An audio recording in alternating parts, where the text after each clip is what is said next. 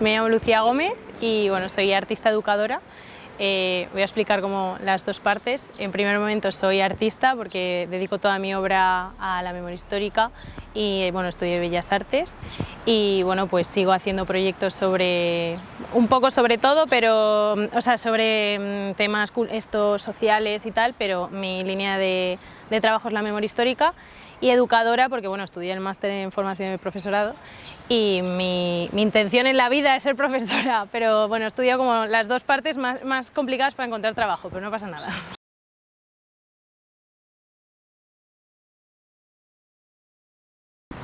Vale, pues al principio, como he dicho, al principio de mi carrera en Bellas Artes, todos mis proyectos iban... O sea, he ido como de lo más íntimo a lo más plural, ¿no?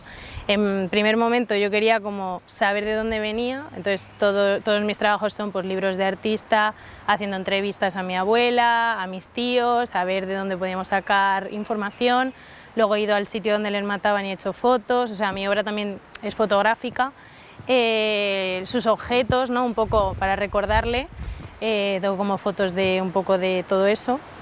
Y luego en el trabajo de fin de grado, que fue el momentazo, como fue en 2021, que es cuando no podíamos salir de la Comunidad de Madrid y además, o sea, yo lo que quería hacer era mi trabajo quería ir a Talarrubillas y encontrar a mi bisabuelo, ¿no? Como el proyecto final.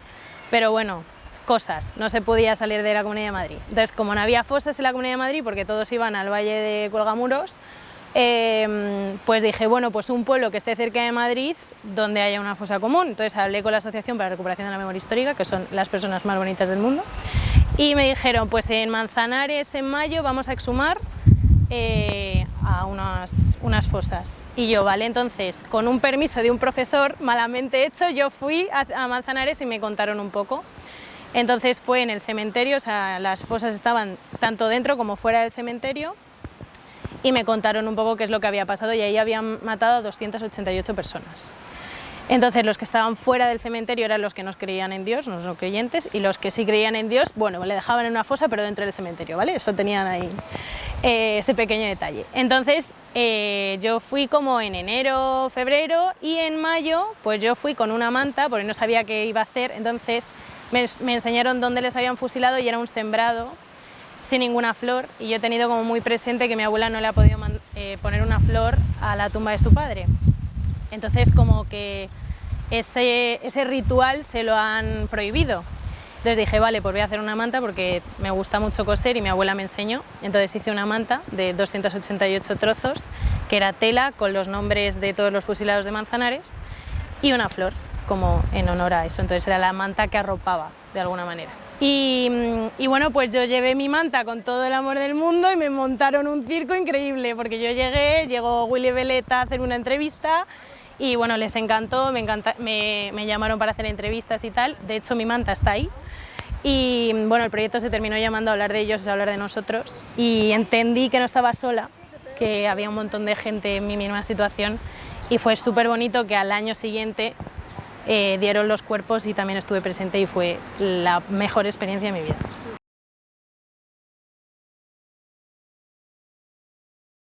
Pues mira, durante toda mi vida yo escuchaba a mi abuela decir como ay mi padre, o sea, siempre como que decía es que a mi padre me la han matado y tal, pero nadie, o sea, tengo 5 tíos y una tía y nadie hablaba de su abuelo.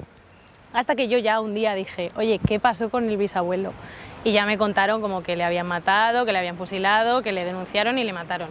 Entonces yo me quedé con el run run, pero mis tíos como que tampoco hacían mucho. Entonces bueno, creo que es la generación esta de la transición que se quedó un poco ahí en el silencio. Y yo cuando empecé la carrera, pues todos los trabajos que me iban contando que tenía, o sea, las propuestas de trabajo, pues yo las fui dirigiendo a hablar con la memoria histórica, o sea, a saber un poco más y a hacer entrevistas a mi abuela y a saber un poco qué es lo que había pasado. Así que pues así empezó un poco el hablar de memoria histórica. De miedo no ha habido ninguno, porque mi abuela me lo ha contado todo desde el principio, sí que por parte de su madre, sí, claro, porque no podía decir nada y se tenía que quedar en casa, pero ella siempre ha dicho a mí me han matado a mi padre y sabe perfectamente quién lo hizo.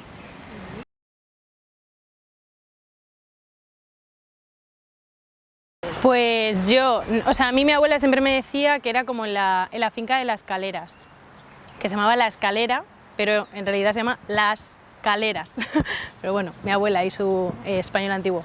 Entonces yo me puse en contacto con la Asociación para la Recuperación de la Memoria Histórica porque encontré el nombre de mi abuelo, o sea, mi bisabuelo en las listas, que yo no sabía que mi abuela había hablado con la asociación previamente. Entonces registraron su nombre.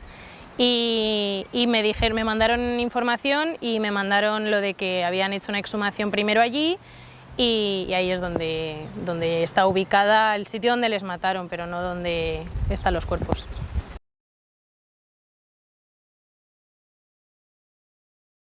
Luego ellos me contaron que en esa finca es donde hicieron la primera exhumación, que fue creo que en 2008 o 2009 o así.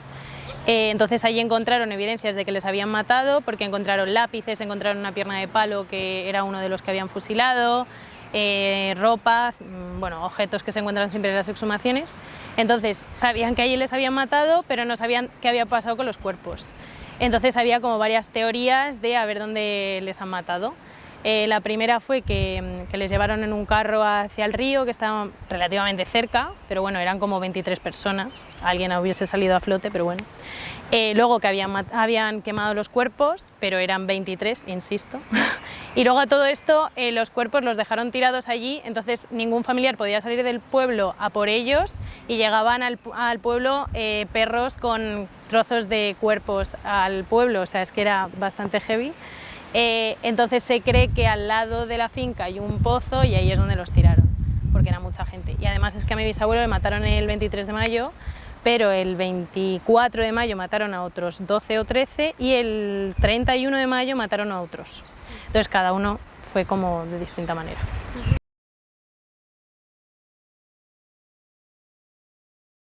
Pues a mi abuela siempre la he tenido presente, o sea, siempre. De hecho mi padre se llama Lucas por él y yo me llamo Lucía porque yo iba a ser un niño y me iban a llamar Lucas, pero salí niña, así que Lucas, Lucía. Entonces mi abuela, es que siempre le menciona, o sea, cuando está medio dormida, ay, mi padre, entonces siempre ha estado presente. Mi padre nunca ha dicho nada, mis tíos, o sea, hay como una generación en la que se ha saltado y he tenido yo como que ir a rebuscar un poco qué pasaba. Entonces mi abuela siempre lo tiene presente y da mucha pena porque va a fallecer sin saber dónde va a estar su padre. Entonces, bueno, pero yo ya le he dicho que le voy a encontrar. ¿Cómo? Ah, no lo sé, pero bueno.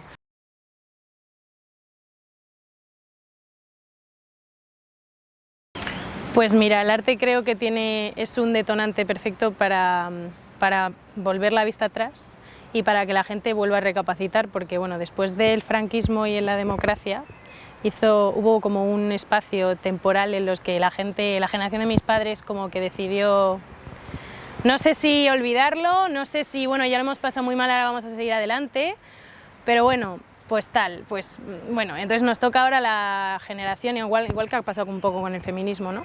Entonces creo que el arte tiene el poder para revolver el pasado, para sacar adelante estas cosas, estos temas, que salgan las noticias, que la gente lo vuelva a pensar y aunque seamos muy pesados, porque siempre estamos los mismos, Eugenio Merino y tal, sacando temas de memoria histórica, creo que es muy importante y que a partir de la educación, a partir del arte es como se puede hacer memoria.